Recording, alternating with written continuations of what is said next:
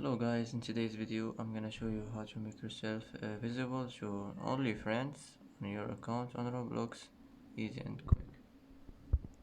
First click here and now click settings.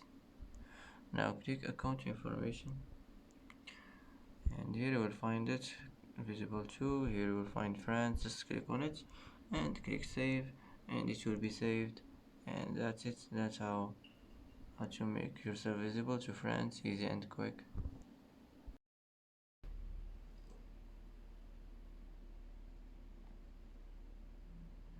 And that's it for today's video. If you like this video, don't forget to like and don't forget to subscribe. I hope this video is helpful for you, and thanks for watching until the end, and see you in the next video.